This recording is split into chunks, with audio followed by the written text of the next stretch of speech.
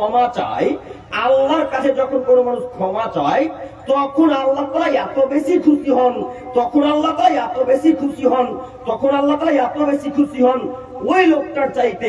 কোন লোকটা আব্দুল করিম ভাই একটু বুঝিয়ে বলেন, কোন লোকটার চাইতে আল্লাহ বেশি খুশি হন? আমার নবী বলছেন, একটু তোমরা শোনো। একটা লোক তার উটকে নিয়ে উটের পিঠের উপরে তার পানি রেখেছে, তার পোশাক আশাক, তার খাদ্য খাবার যা যাবতীয় একটা লোকের লাগে সেই উটের পিঠের উপরে রেখে মরুভূমির প্রান্তরে চলতে শুরু করেছে। মরুভূমির প্রান্তরে চলতে শুরু করেছে। মরুভূমির প্রান্তরে যেতে যেতে যেতে যেতে যেতে যেতে যেতে লোকটার হাত থেকে উটের দড়িটা লাগামটা কোন রকমে ছুটে গেছে। তো যেমনই উটের লাগাম লোকটার কাছ থেকে ছুটে যাওয়া, উটটা দৌড়ে কোন দিকে চলে গেছে।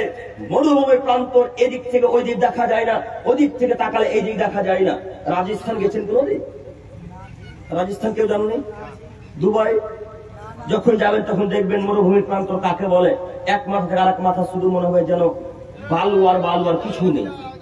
তো এইভাবে লোকটির উটটা ছুটে চলে গেছেন। একেবারে নিরাশ, লোকটা যে বাঁচবে এই তার আশা নেই। লোকটা কিছু খাবে এর তার আর কোন বিকল্প রাস্তা নেই। কেন? যাবতীয় খাদ্য, যাবতীয় পানি, পোশাক আশাক সব কিসের উপরে ছিল? উটের উপরে। উটটা তার কাছ থেকে চলে গেছে। এই লোকটা হাঁটতে হাঁটতে হাঁটতে হাঁটতে হাঁটতে হাঁটতে এসে একটা গাছের ছায়াতে বসে গেছে। ছায়া বুঝতে পারলেন কি? কি ছাওয়া বলেন না ছায়া বলেন? ছায়া। কোন একটা গাছের ছায়াতে এসে তিনি বসে গেছেন। লোকটা ক্লান্ত শ্রান্ত ব্যক্তি, ছায়াতে যেমনই বসা তার ঘুম চলে এসেছে। ঘুম থেকে উঠে দেখছেন ওই উটটি তার পাশে চুপ করে দাঁড়িয়ে আছে। উটটা যেমনই তিনি দেখা, দৌড়ে গিয়ে তার লাগামটাকে ধরে আল্লাহকে বলছেন, আল্লাহ তুমি আমার বান্দা, আমি তোমার গোলাম, আমি তোমার রব। ওই লোকটি বলছেন, আল্লাহ তুমি আমার বান্দা, আমি তোমার রব। খুশিতে লোকটা বাক্য ভুলে গেছে। কথা বলে বুঝতে পারেননি? খুশিতে বাক্যকে হারিয়ে ফেলেছে। আসলে কথাটা কেমন হতো বলেন তো দেখি? আমি আপনার বান্দা, আপনি আমার রব। বাক্যটা এমন হওয়া উচিত ছিল।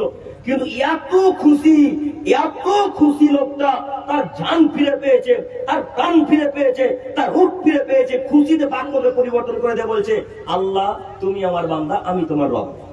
খুশিতে বলছেন। তো আমার নবী মুহাম্মদ সাল্লাল্লাহু আলাইহি ওয়াসাল্লাম বলছেন, ওই যে মরুভূমির প্রান্তর উটটা পাওয়ার পর লোকটা যত খুশি হয়েছিল, মরুভূমির প্রান্তর উটটা পাওয়ার পর লোকটা যত খুশি হয়েছিল, তার থেকে লক্ষ কোটি গুণ বেশি খুশি হয় আল্লাহ যখন কোন মানুষ রবের কাছে তওবা করে। যখন কোন মানুষ আল্লাহর কাছে ভিক্ষা চায়, আল্লাহ ওই লোকটার চেয়ে বেশি খুশি হন। এবার আপনি বলেন, আল্লাহর কাছে যখন কেউ ভিক্ষা চাই তখন আল্লাহ কি রাগান্বিত হয় না? খুশি থাকেন? খুশি থাকেন। তাহলে আজকে থেকে যতই বড় পাপী হই না কেন আল্লাহর কাছে বারবার ভিক্ষা চাইবো ইনশাআল্লাহ। মনে থাকবে না?